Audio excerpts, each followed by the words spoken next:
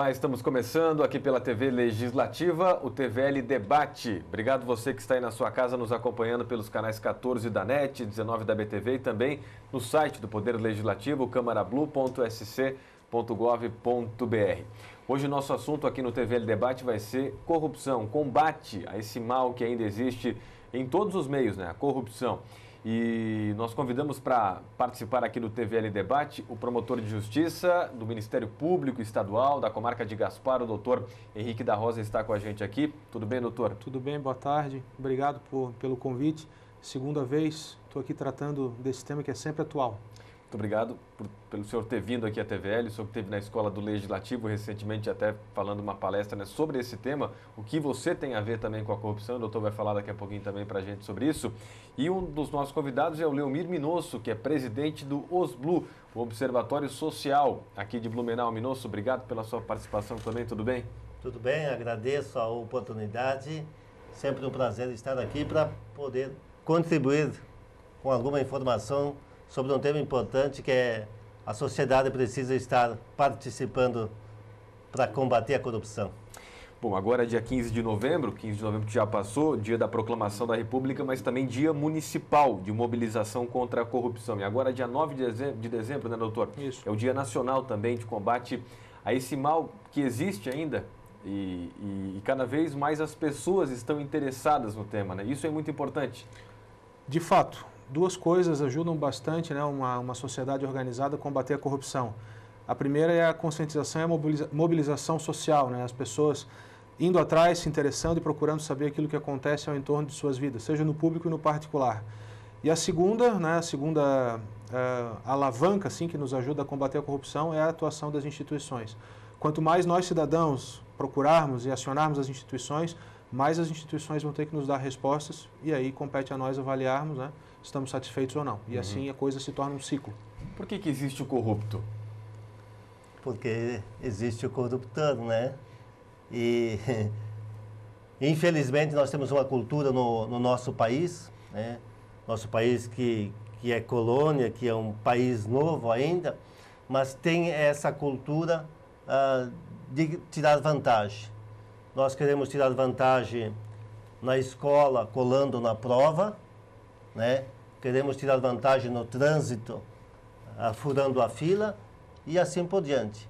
E a sociedade, do jeitinho brasileiro, ela acaba caminhando para isso. Mas isso não dá para aceitar. A gente precisa ter mais educação, a gente precisa fazer investimentos para que se faça o bem, se faça o certo. Fazendo isso, se alguém está tirando vantagem, outros estão sendo prejudicados.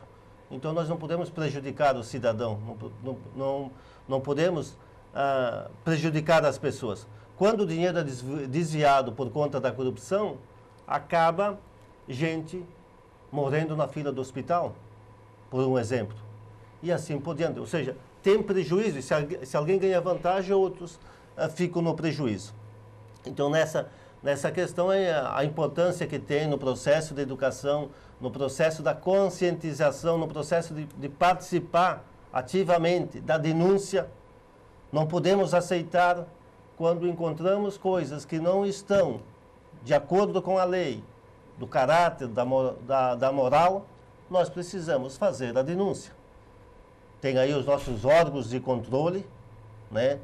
Nosso Poder Judiciário, aqui através do promotor, Ministério Público, os órgãos de segurança, de polícia e assim por diante, que estão ali para exatamente pegar quem está na contramão da lei, né? Acho que é o que tem do cidadão começar a participar efetivamente e não deixar que essas coisas aconteçam. E hoje tem a imprensa fazendo um trabalho também muito forte, hoje mesmo ouvindo quantos problemas locais aqui em Florianópolis, Câmara de Vereadores, município de Florianópolis e também envolvendo a nossa Petrobras. Executivos sendo presos, pessoas, diretores, políticos. Então, ou seja, todo mundo tem que ser igual à lei e quem não cumpre o seu papel, quem não cumpre a lei tem que pagar por isso. a corrupção, doutor, ela não está só na política. A maioria pensa que é só o político que é o corrupto, né? que é o político que rouba o dinheiro do povo, mas ela está em diversos setores. Perfeito. Isso é uma visão que eu chamo que é do senso comum, de que muitas pessoas acham que o problema está só na política, está só no poder público, está só naquilo que a gente ouve falar lá de Brasília, naquilo que acontece, que os meios de comunicação retratam mais porque chama mais atenção, né? Mas a corrupção ela tem que ser tratada não só no poder público, mas também na vida privada. E na vida privada eu destaco no nosso trabalho, eu destaco na nossa família, eu destaco na nossa escola, né? Independente de classe social, de origem, de etnia, de qualquer coisa, o brasileiro ele tem uma certa resistência a cumprir regras. Parece que determinadas regras elas servem mais para os outros e não servem tanto para a gente, para nós enquanto cidadãos, né? Individualmente falando. Então, nós somos, desde crianças, de certa forma, seja pelo que ocorre ao nosso redor, na nossa escola, no meio que a gente vive, nós somos estimulados a descumprir pequenas regras e vamos crescendo, né, com esses conceitos. E isso traz, né, esses problemas eles vão aumentando em pequena, média ou larga escala e vão, né, virando esse verdadeiro câncer aí que é a corrupção que atinge indistintamente a todos os setores. Uhum. E a gente vai chegar num ponto, será que não vai existir mais corrupção? Ou a gente está caminhando para isso? É possível a gente sonhar com isso? Eu creio que não. Eu creio que a corrupção sempre vai existir em maior ou menor grau. O ser humano, quando ele confrontado com determinadas situações, ele vai ter o seu direito de escolha. O que eu vou fazer agora? O certo ou errado? Cumpro ou descumpro? Acerto ou erro? Né? Mas à medida que nós formos educando mais a população e trabalhando mais o tema, é natural que esse tipo de coisa diminua. Mas acredito que sempre vai haver. Não vejo como simplesmente erradicar. Uhum. Minosso, onde é que está a principal ferida que tem que ser tocada, tem que ser mexida para começar a mexer mais com a sociedade sobre esse tema? Hoje as redes sociais, a mídia também traz muito à tona, né, casos, escândalos, e isso vem mexendo com a população, mexe com a sociedade porque ela sente que algo está errado, que algo tem que ser arrumado. Onde é que você acha que tem que mexer aí para começar a fazer com que a sociedade reflita mais sobre esse assunto? Primeiro ponto é a capacidade de indignação. O cidadão precisa não aceitar o que está acontecendo e precisa efetivamente participar. Ser cidadão é também participar. Nós temos direito, temos obrigações, Sim. mas precisamos participar e fazer a nossa parte. O processo de educação é importantíssimo, né? Investir na educação, investir na clarificação, dizer para as pessoas toda a nossa regra, o que tem que ser cumprido.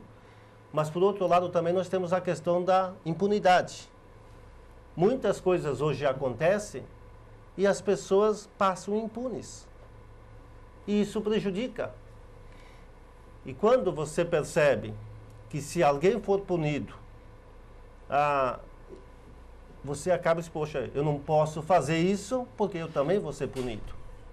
Agora, quando a gente vê que a pessoa faz um ato ilícito, ela rouba o dinheiro público, ela não é presa, não precisa devolver o dinheiro, né? Então, a gente precisa ter uma legislação mais forte também, que tenha punidade forte e que tenha devolução do dinheiro. Então, as nossas instituições, o nosso controle, acho que nós temos ainda pouca escassez. Pouco aparelhamento, poucos profissionais nesta área, né? E a própria legislação, aqui o doutor pode nos ajudar mais, no sentido de que seja feito a punição das pessoas que fazem as coisas erradas. Por que nos outros países não tem tanta corrupção? Por que nós temos bastante? Uhum. Então, há uma necessidade de se rever tudo isso, né? Mas principalmente agora com a questão, você colocou bem, Rodrigo, das redes sociais, da internet, as pessoas hoje elas estão participando, estão escrevendo, estão se indignando, mas não dá só para ficar lá no telefone. Uhum. Não dá para ficar só no Facebook, na internet e tal. Tem que também saber, por exemplo, onde que está sendo aplicado o nosso dinheiro, de que maneira está sendo aplicado, conhecer um orçamento, entrar nos sites de transparências que os nossos gestores públicos têm, para poder questionar, né? E buscar, hoje nós temos acesso à informação, a lei de acesso à informação, tem interesse para querer saber sobre determinado serviço, determinado onde o dinheiro está indo, querer participar efetivamente. Acredito que o caminho é por aí. Uhum. Vai demorar, mas nós temos que começar, porque hoje realmente os escândalos são grandes. Doutor, o Minoso tocou em legislação e é a área que o senhor atua, promotor de justiça do Ministério Público. O que prevê hoje a legislação para quem pratica a corrupção? O que diz hoje a lei, doutor? Bom, assim, esse é um ponto muito... a questão da legislação é um ponto muito mistificado. Nós temos muitas leis, temos leis muito boas. Do meu ponto de vista, assim, não é necessário mais leis e também não é necessário alterar tanto as leis. Não adianta de nada nós mudarmos as leis, criarmos leis novas e trabalharmos com essas novidades com a mesma mentalidade que temos hoje. O que nós temos que mudar, do meu ponto de vista, na verdade, é a forma com que nós enxergamos o problema. Mudando essa mentalidade com que nós enxergamos o problema, nós vamos conseguir uma efetividade maior. Isso eu estou praticamente convencido disso. Porque, senão, né, como disse Maquiavel no Princípio do Príncipe, nós vamos mudar tudo para deixar tudo do jeito que está. Né? Fazendo assim, acontece determinado problema, determinado escândalo, aí a imprensa pressiona, né, os órgãos públicos, aí os órgãos públicos pressionados vão lá, cria-se uma lei para resolver aquela situação e passou um tempo, nada mudou, nada aconteceu, porque aquela lei ela é vista como todas as outras leis, ela é vista com a mesma mentalidade, pelas mesmas pessoas que operam. Então, o que tem que mudar, na verdade, é a mentalidade de quem mexe com isso. Nós temos que mexer com a legislação de uma forma diferente, enxergar, talvez, o problema social da corrupção de uma forma diferente, como um fenômeno comportamental mesmo, um problema comportamental. Talvez aí nós consigamos avançar na questão da punição ou não punição de determinados atos. O senhor está falando de mexer com o comportamento de todos, de todos, da sociedade. Não só a questão de enxergar, como de tratar o caso em si. Uhum. Né? Hoje, como é que as pessoas enxergam, então, no seu ponto de vista, doutor, a corrupção? Bom, assim, eu não tenho como generalizar, até porque eu não tenho conhecimento da sociedade inteira.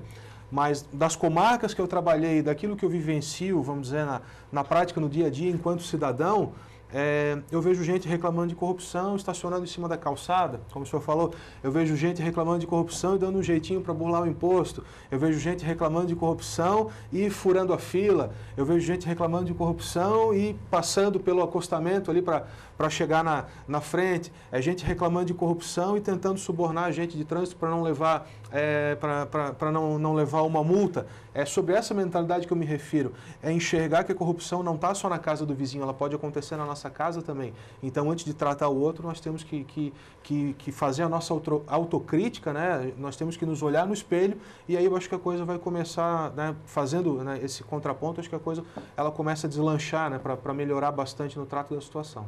Agora, a falta de punição, doutor, para o corrupto não é um problema? É preciso sem dúvida, acabar com isso? Sem dúvida, a falta de punição para o corrupto, ela chega a ser até um estimulante para novos atos de corrupção. Não tenho a menor dúvida disso. O senhor está certíssimo, né? Chega a ser revoltante enquanto cidadão e também como agente público, você conseguir investigar, comprovar e estabelecer a culpa de determinada pessoa e não ver efetividade naquilo. Realmente, a falta de punição, ela chega a ser um estímulo à corrupção, não só para o corrupto, mas para outras pessoas que talvez estejam pensando nisso. Como eu disse, a legislação ela não precisa uma reformulação tão ampla o tempo inteiro quanto todo mundo pensa, mas sempre pontualmente a gente tem que avançar e esse é um dos pontos. Uhum. E eu quero perguntar para os senhores, por que o corrupto então não vai para a cadeia? Onde é que está o problema aí maior na opinião de vocês? Por que ele consegue burlar a legislação? Não sei se seria esse aqui o termo, mas não vai para a cadeia. O político, enfim, a pessoa que faz, né, um ato de corrupção, ele consegue escapar de uma prisão? Acho que esse é um assunto mais para o promotor falar, né? Eu queria ouvir a resposta na minha visão, eu acredito, eu concordo com o promotor que nós temos uma lei bastante ampla, mas ainda ela tem muitas brechas. Sim. Né? E aí, geralmente, quem tem mais poder econômico, né, o corruptor, ele acaba conseguindo contratar um bom advogado e pelas brechas da legislação, ele acaba saindo da cadeia, ele acaba não devolvendo o dinheiro e a sociedade perdeu. Né? O dinheiro não volta mais, que foi desviado.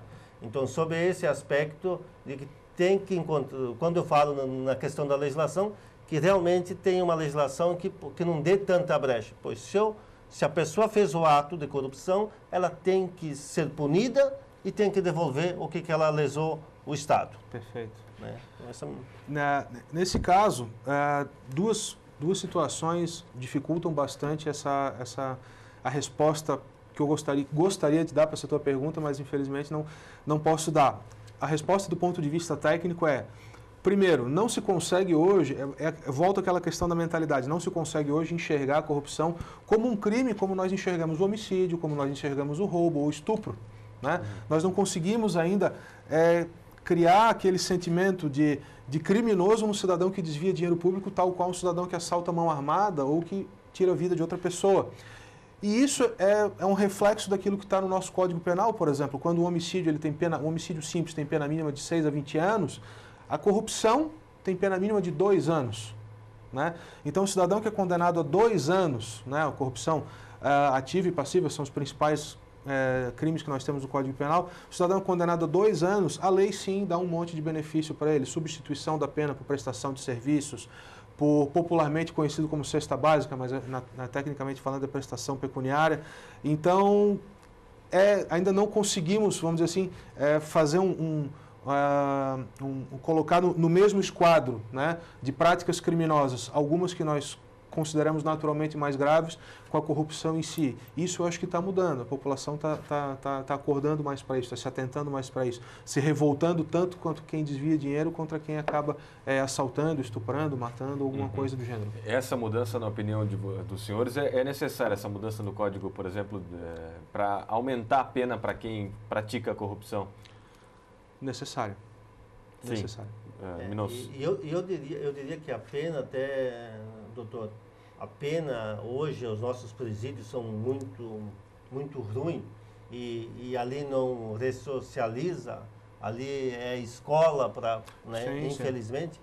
Então, eu concordo que as penas têm que ser penas, além de você devolver o que você subtraiu da sociedade, além disso, você pagar a sua pena com serviços, esses eu acho que são alternativas bem saudáveis, serviços prestados à comunidade, ou alimentação, ou até mesmo o dinheiro, né?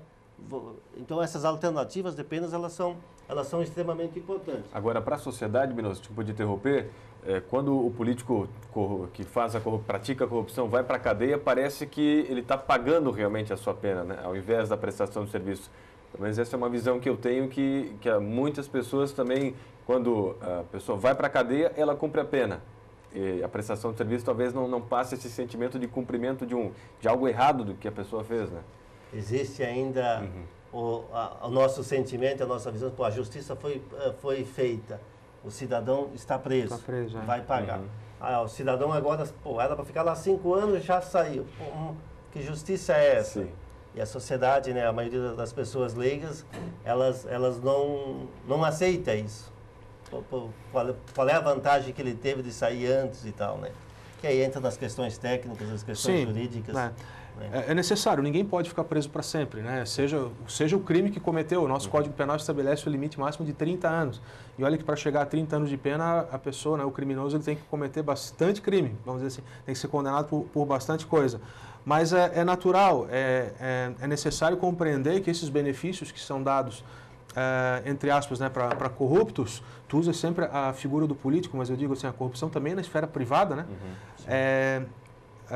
Eles são benefícios conferidos a todos os cidadãos brasileiros indistintamente. né? O cidadão que comete um homicídio, vamos dizer, ele cumpre 1/6 da pena e ele progride de regime. Se ele é condenado a 6 anos, que é a pena mínima, ele cumpre 1 ano e aí ele progride vamos dizer, do fechado, exemplo, né, do fechado para o semiaberto, do semiaberto para o aberto. São benefícios que são concedidos indistintamente, não é questão que vale só para uns ou vale só para outros, o corrupto aconteceu isso, já saiu da cadeia, são benefícios gerais. O Código Penal prevê isso para todos. Em alguns casos é natural que revolte mais, outros casos é natural que às vezes a sociedade não dê nem bola. Né? Exatamente. Eu pergunto também para o senhor, doutor, se o Código Penal prevê a devolução do dinheiro roubado. Prevê, é efeito da sentença, prevê sim a devolução daquilo que foi desviado, né? E te digo assim com uma certa dose de felicidade, que de uns tempos para cá, eu sou promotor há 10 anos, de uns tempos para cá eu tenho visto bastante mudança de cultura nesse sentido, né? Hoje nós conseguimos um grau de devolução e de sequestro de bens, vamos dizer assim, adquiridos ilicitamente muito maior do que antes de eu entrar no Ministério Público, aquilo que eu acompanhava. Nós estamos caminhando na direção certa, talvez não na velocidade ideal, mas estamos apontados para o lugar certo, pelo menos. A corrupção, doutor, aproveitando também a sua experiência como promotor de justiça, ela acontece na esfera política e privada, como o senhor comentou? Sim. E sempre nessa união de corruptos político-privada, na maioria das vezes, ou só mesmo na área política, tirando o dinheiro público? Ou quais são os casos mais comuns? É que nós queremos enxergar mais, parece, mais o público e não damos tanta atenção para o privado. Por isso que eu entendo que às vezes a gente enxerga o problema na casa do vizinho, né, e não tanto na nossa casa. Mas eu posso te assegurar que a corrupção ela acontece talvez até mais no campo privado. Talvez traga menos efeitos ou menos problemas, porque não tem tanto dinheiro, não tem tanta repercussão e a sociedade não olha tanto para aquilo que acontece no teu individual, né? Mas o que acontece no público certamente traz mais estrago. Né? Isso não tem a menor dúvida. Tanto de credibilidade, quanto de próprio desfalque patrimonial, dinheiro que poderia ser aplicado em tal lugar e nunca chega. Né? Mas ela acontece sim nos dois campos, não tem a menor dúvida disso. Eu sempre dou o exemplo nos eventos que eu falo, um exemplo clássico, típico de corrupção que acontece na casa de muitos, né? De nós, o que nós conhecemos é o aluno que tira nota baixa na escola e o professor pede, olha, tu vai lá e dá a prova para o teu pai assinar, porque para ele saber como é que tu estás indo, né, tirou nota baixa. Aí o aluno, com medo de levar uma bronca do pai, vai lá e falsifica a assinatura, né, falsifica a assinatura do pai na escola. Um exemplo típico de corrupção que acontece tão próximo da gente que às vezes a gente não abre o olho para isso. É verdade. Em casas, às vezes, também, né? Em casas, talvez, que tenham um banheiro só, dá uma desculpinha e fura, às vezes, de ir no banheiro. Isso já é um caso simples de corrupção num momento A nossa cultura de tirar vantagem. Eu tenho que ganhar alguma coisa a mais, eu tenho que me beneficiar, eu tenho que quebrar a regra, né? Eu vou consertar meu sapato. Vai dizer só para a semana que vem. Tem muitos aqui na frente. Não dá do senhor dar uma... Não dá para colocar na frente, eu te dou uma cervejinha, sabe? É coisa que, né, e que nós temos que quebrar e também aprender a respeitar. Né? O mais importante é respeitar que, poxa, tem uma fila, eu não posso furar a fila, eu tenho que ficar aqui que vai chegar a minha vez. Né? E a gente vê isso nos restaurantes, né, em supermercado, em outros lugares, né, estacionando em lugar que é de idoso. Então, realmente, a nossa cultura está muito forte, né, nessa enraizado. Isso se chama banalização, né? É até estudado dentro da sociologia, eles chamam de banalização do mal. Uma escritora chamada Hannah Arendt, que até trabalha sobre isso, eu falo um pouquinho nos eventos que eu trabalho. Essa banalização do mal quer dizer o seguinte, quando tu aceitas a ocorrência do mal, não importa se ele é grande ou pequeno, tu aceitou quebrar uma regra. E quando tu aceitas quebrar uma regra, hoje tu aceita uma pequenininha, amanhã um pouquinho maior, depois um pouquinho maior, e daqui a pouco quebrar as regras, né, levar a vantagem, isso vai estar se tornando comum para ti. E assim que o corrupto vai nascendo e vai se criando. E por outro lado, Rodrigo, a necessidade, seja do Estado, seja da empresa, seja da família, seja de criar controles, né? Limites. limites, regras, controles, porque se eu tenho controle, dificilmente alguém vai conseguir infringir a regra. Né? E eu vou falar de uma área que eu conheço um pouco, da área empresarial, que é da questão dos impostos, da sonegação, dessas coisas todas. Né? Hoje, o Estado, ele conseguiu, ainda falta bastante coisa, mas ele conseguiu diminuir bastante a sonegação, a informalidade, porque ele começou a criar mais controles. Nota fiscal eletrônica, né? Sistema público de escrituração fiscal digital, né? Então, tem vários controles que agora está sendo criado o e-social, que é onde é uma espécie de controle eletrônico de todos os funcionários. Os lacres, né, na maquininha. Né? Exatamente. Então, o Estado também cabe, né? O Estado, a empresa, a família, né? Os pais, por que eles têm que criar controle para que o filho tenha que chegar até tal hora e assim por diante, e confirmar se chegou, e não, né? Então, acho que é por aí também, além do pilar da educação, que, pois, se eu tenho uma educação, né, uma boa formação de caráter, eu vou cumprir as regras, né? Além disso, eu também, por outro lado, tenho a questão do controle, né? Pô, eu sei que eu não posso passar o sinal vermelho, né? Se eu passar vai vir a multa. Então, acho que são esses mecanismos que acaba inibindo, né? Mas nós, enquanto sociedade, enquanto cidadão, na corrupção, especialmente na questão do setor público, né? Nós precisamos estar muito atentos. Né? Nós temos que cobrar dos nossos representantes, do nosso gestor. Nosso gestor público nada mais é do nosso síndico, ele cuida das coisas nossas, né? E dos outros órgãos de controle, mas nós, enquanto cidadão, também temos que fazer a nossa parte. Não podemos dizer, isso é só coisa do vereador, é só coisa do promotor, né? Do Tribunal de Contas. A fiscalização. A fiscalização disso. O coletivo e o individual, né? O doutor Henrique, o senhor falou que existe na iniciativa privada, iniciativa pública, corrupção, e na pública os estragos são maiores. São maiores. O senhor comentou que a conduta da sociedade, ela já desde de quando criança, quando jovem, ela não tem limites, não tem regras. Claro que há exceções e também não são todos, né? E aí, essa má conduta, essa pessoa que é corrupta já desde sempre, ela pode chegar na área pública, ela pode ser um político, ela pode ser... Com certeza, pode ser um servidor público, pode ser um político, pode ser... Aí que está o problema. Exatamente.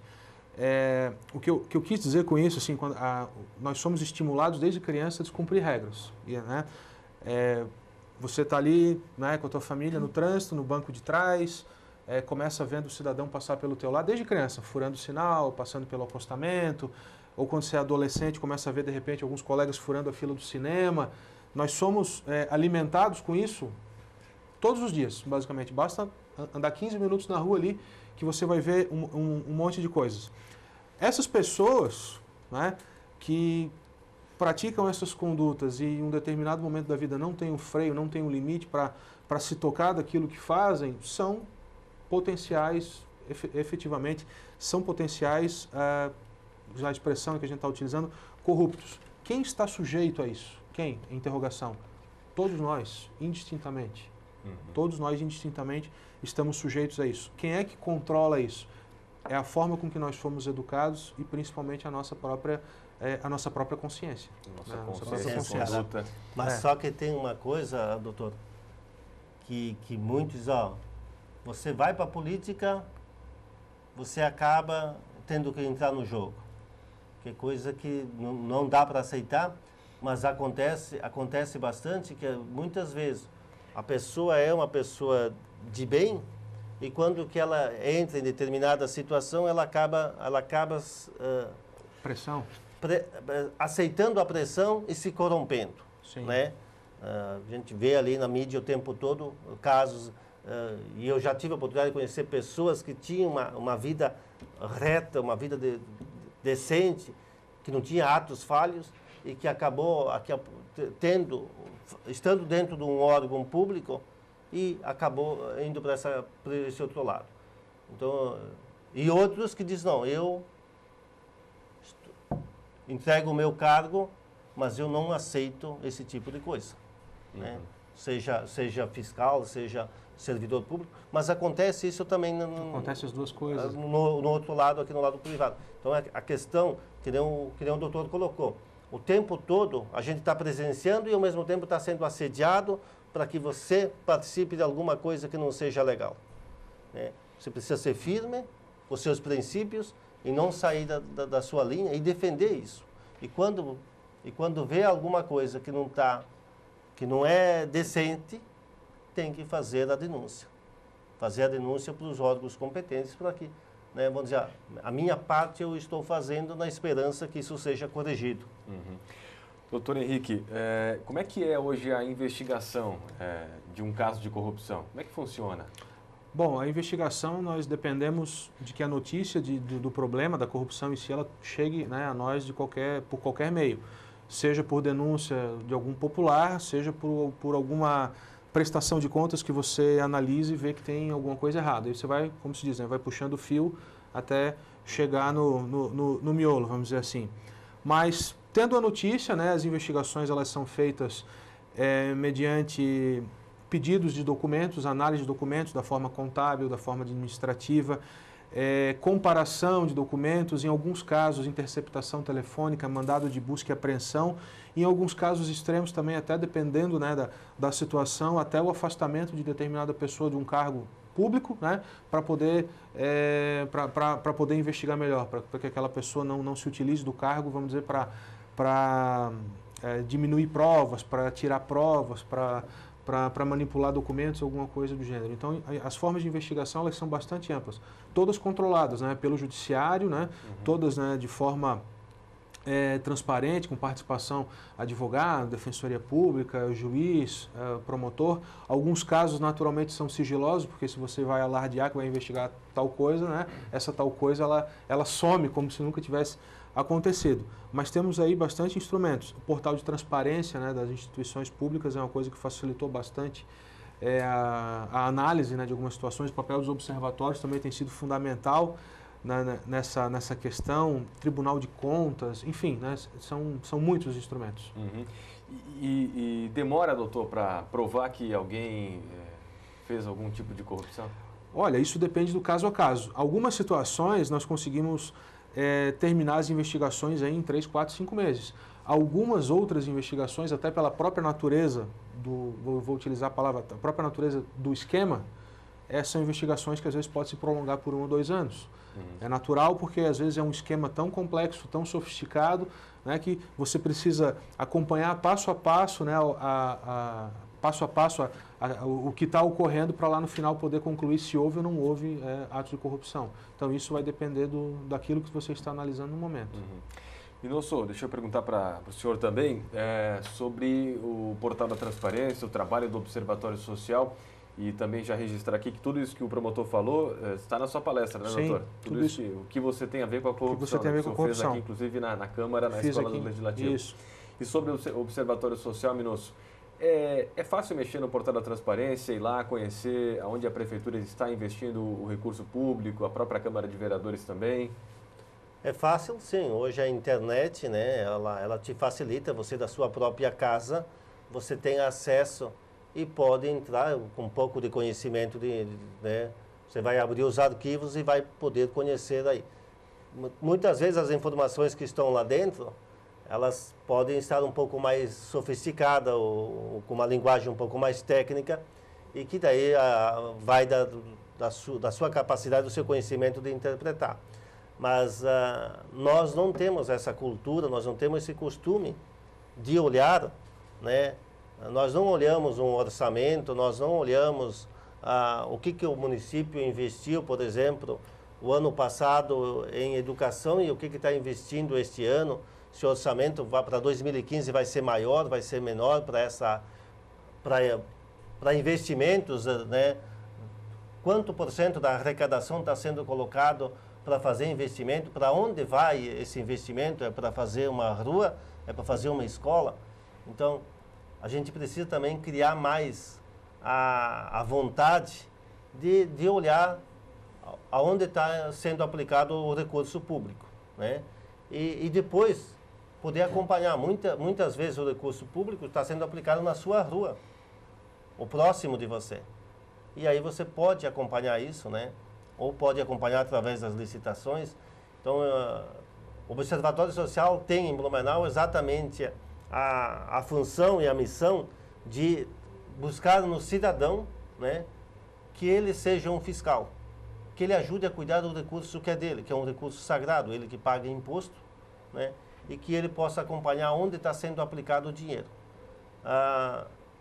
E que nesse sentido, que você fiscalizando, a chance de diminuir a corrupção, o desvio, ela aumenta. Se cada cidadão se preocupar um pouquinho com isso, com certeza nós vamos fazer a coisa mais eficiente. Vai sobrar mais dinheiro para atender as necessidades do cidadão. Então é preciso participar. E eu sou da visão que as pessoas são do bem. Eu parto do princípio que as pessoas são do bem e elas querem fazer o bem, né? E nós precisamos ajudar o próprio gestor público, que muitas vezes acontece lá no 3º, 4º escalão, os desvios, que a sociedade ajudando, ela ajuda o gestor público e ajuda ela mesma, principalmente, a evitar o desvio, né? Então esse é um trabalho importante que o Observatório Social vem fazendo. Ontem mesmo a gente fez um treinamento chamando aí mais de 60 voluntários, pessoas das mais diversas áreas do conhecimento da sociedade, para que venham participar e entender como é que funciona, né? Mas através do Observatório Social também é um instrumento de controle social. Uhum. E as pessoas participaram desse treinamento, mostraram interesse em acompanhar, porque você vai ter que tirar do seu tempo, né, do seu dia a dia, do seu lazer, da sua família, para acompanhar algo que já há instituições formadas, instituídas para fazer isso, Minosso. É verdade, mas as pessoas, nessa onda que tem de desvio público, né, de corrupção, essas coisas todas, a sociedade está se mexendo. Aos poucos ela vem se movimentando. E eu diria que numa crescente. Nós tivemos o ano passado aquelas passeatas onde o cidadão foi para a rua, as redes sociais, agora muita gente comentando, as eleições, essas coisas todas, e a mídia tem publicado bastante notícia sobre esse tema corrupção. E aí o que está acontecendo? O cidadão está se envolvendo. E pelo fato dele querer se inscrever por um seminário desse, já ele mostra, pô, eu quero fazer diferente, eu tenho interesse em participar e eu quero aprender. E esse é o objetivo, né? Nós conscientizar o cidadão que ele precisa participar. Bom, para a gente fechar aqui a nossa conversa, agradecendo mais uma vez a participação do senhor, viu, Minosso, também do promotor Henrique da Rosa, que veio de Gaspar aqui novamente a Blumenau participar aqui de uma conversa com a gente. Doutor, o senhor já disse que não tem como acabar com a corrupção, porque ela sempre vai existir, mas há como minimizar. Sim. Queria que o senhor deixasse então o seu recado final nessas datas, né? O 15 de novembro, que já passou, Dia Municipal de Mobilização contra a Corrupção, e dia 9 de dezembro, o Dia Nacional de Combate a esse mal que existe ainda. Bom, o que a gente sempre procura trabalhamos bastante na questão público escolar, pré-universitário, isso traz resultados fantásticos. Sempre a questão da educação. A questão da educação talvez seja a principal mola propulsora que vai levar um país ao primeiro mundo e mantê-lo lá. Não há como você tratar o tema corrupção ou enfrentar o tema sem que isso seja levado para dentro das escolas, das universidades, dos debates, dos poderes públicos, né? Programas como nós estamos fazendo aqui hoje, né? Para discutir o tema, como nós fizemos aqui ali no plenário da Câmara alguns meses atrás. Então esse é o principal, essa é a principal mensagem que eu deixo. É um tema que é sempre atual, nós temos que estar sempre discutindo isso, sempre desmistificando o que é corrupção e como tratar. Quanto mais cedo, eu acredito, em idade escolar, mais resultados nós vamos obter. Volta e meia, né, andando na rua, seja aqui ou seja em outra cidade, em Florianópolis, né, que é onde eu sou natural, sou parado por pessoas na rua para para discutir o tema, para tirar alguma dúvida, e isso vem ocorrendo cada vez com mais frequência. Sinal de que a mensagem, de um jeito ou de outro, está chegando nas pessoas. E é isso que eu pretendo, né? Sempre incentivar a tratar do tema, sempre para frente. Deixa eu aproveitar para a gente fechar, doutor. O que fazer, como agir diante de alguém que pratica o desvio, a corrupção no seu dia a dia? Aqueles casos citados pelos senhores aqui durante o programa, porque as pessoas têm muito medo da reação do corrupto, da pessoa que faz o desvio numa ultrapassagem, num sinal furado, enfim, numa prova numa cola de uma prova, enfim. Como agir diante de uma situação dessa para a gente acabar com essa situação, doutor? Bom, em primeiro momento, né, violência jamais. Né? Então, a violência é uma coisa que a gente tem que sempre evitar e passar longe. Há determinados casos que uma simples conversa resolve, uma simples conversa basta. Há outros casos que não. Há outros casos que você deve, dependendo, né, da situação, acionar um segurança da festa, ou um segurança do shopping, ou aquela pessoa que está cuidando do evento, ou acionar o agente de trânsito, ou acionar, enfim, né, o policial que está ali mais próximo, né, mas isso é o caso pontual que vai dizer. Em alguns casos uma conversa resolve, outras, né, nós temos que partir para uma ação um pouquinho mais contundente, né, mas sempre dentro da educação, sempre dentro da gentileza, sem usar a violência. E levar para a roda de conversa, para a família, o exemplo negativo, fazendo com que as pessoas reflitam sobre o mal que aqui no... Ou se olhar no espelho, né, e fazer autocrítica é fundamental para a gente começar a desmistificar o tema. Doutor, obrigado pela sua participação. Eu que agradeço. Minosso, obrigado você também pela sua gentileza de ter vindo aqui falar um pouquinho sobre o observatório, sobre esse tema. Você levantou aqui temas como a legislação, né, a punição também para os corruptos. Obrigado. Qual que é a sua mensagem final aí, Minosso? Que a sociedade participe. Nós precisamos fazer o controle social com a participação de você. Você é o ente interessado e precisa acompanhar, precisa ter interesse para ver o que está acontecendo aí. O que você perceber que não está legal, denuncie.